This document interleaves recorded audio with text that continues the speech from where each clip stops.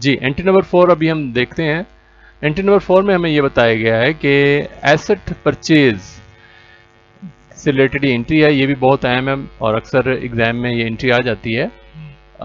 Asset जब purchase किया जाता है तो डेबिट साइड पे तो जो आप एसेट लेंगे उसका नाम लिखा जाएगा, और एसेट हमें पता है आपके जब बढ़ते हैं तो डेबिट होते हैं, तो डेबिट साइड पे तो हमेशा एसेट ही आएगा इस एंट्री की सूरत में।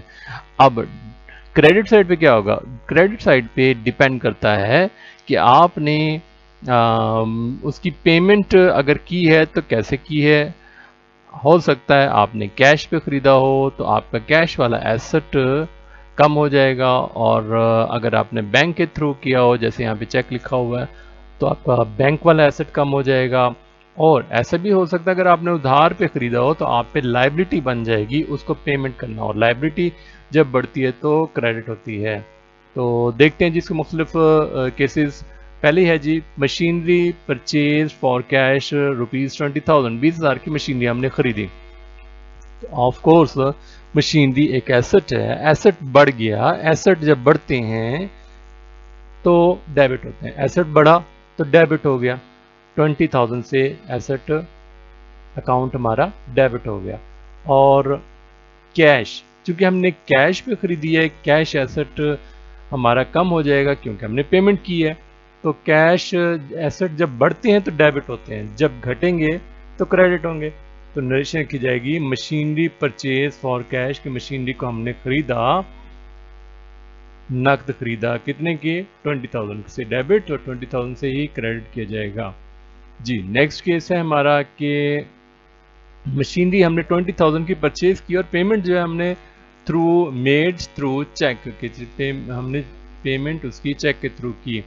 तो मशीनरी एसेट तो हमारा बढ़ जाएगा, और चूंकि हमने बैंक के थ्रू ये सारा काम कर रहे हैं तो बैंक में जो हमारा जो एसेट पड़ा होगा, जो कैश पड़ा होगा, जो वो कम हो जाएगा, तो बैंक एसेट हमारा हो जाएगा कम, तो बैंक अकाउंट को हम कर देंगे क्रेडिट।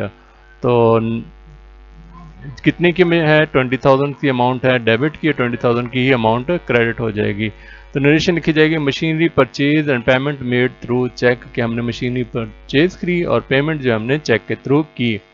और उसके बाद नेक्स्ट हमारा केस है जी कि मशीनरी हमने परचेज की क्रेडिट पर 20,000 की, तो मशीनरी अकाउंट को तो हम डेबिट ही करेंगे 20,000 से। अच्छा, अब हमने मशीनरी क्रेडिट पे ली है, अब हम गुड्स भी क्रेडिट पे लेते हैं, मशीन भी क्रेडिट पे ली, और एसेट्स तो मुख्तलिफ किस्म के हो सकते हैं।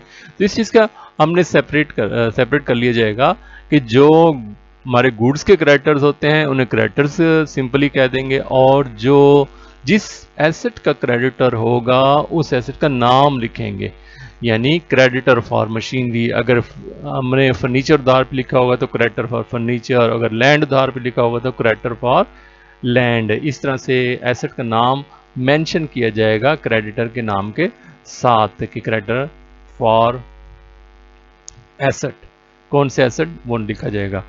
तो नरेशन लिखी जाएगी मशीनरी परचेज ऑन क्रेडिट, और अगर आपको उसके क्रेडिटर का नाम बताया जाए उस एसेट के, तो उस एसेट का जो क्रेडिटर होगा उसका नाम लिख दिया जाएगा। मशीनरी परचेज फ्रॉम जमील, अगर जमील से आपने मशीनरी खरीदी है 20,000 की, तो क्या होगा? मशीनरी अकाउंट हो जाएगा डेबिट, जैसे पहले हो रहा था कि ये तो एसेट है, एसेट बढ़ता है तो डेबिट ही होता है। और जमील कौन है? हमारा डेटर क्रेडिटर है किसका? मशीनरी के लिए, तो उसका नाम लिखा जाएगा। ये हमारी लाइबिलिटी होती है, लाइबिलिटी जब बढ़ती है तो क्रेडिट होती है। तो नरेशन लिखी जाएगी कि machinery purchase on credit from Jameel, Jameel से मशीनरी हमने क्रेडिट पर खरीदी। तो इन शॉर्ट सारी डिस्कशन कर लूँ बिलवाब क्या हुआ, तो ये कि डेबिट साइड पे तो हमेशा एसेट ही आएगा क्योंकि एसेट बढ़ रहा है, उस एसेट का नाम आएगा, एसेट का नाम आएगा। मतलब फर्नीचर लिया है तो आप फर्नीचर लिखेंगे, और अगर लैंड लिया तो लैंड लेंगे, और कोई और एसेट है तो उस एसेट का नाम लिखा जाएगा।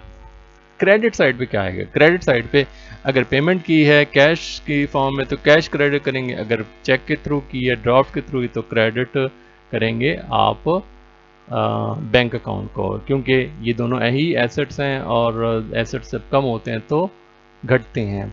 और अगर क्रेडिटर का नाम नहीं बताया गया तो क्रेडिटर फॉर उस एसेट का नाम लिखेंगे, मसलन क्रेडिटर फॉर मशीनरी है तो क्रेडिटर फॉर मशीन लिख देंगे।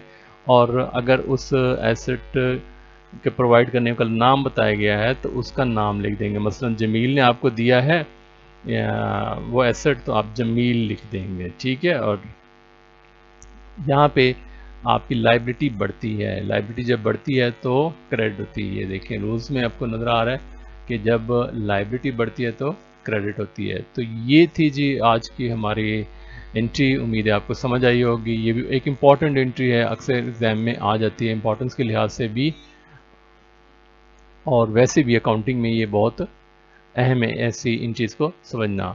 वीडियो देखने का बहुत बहुत शुक्रिया।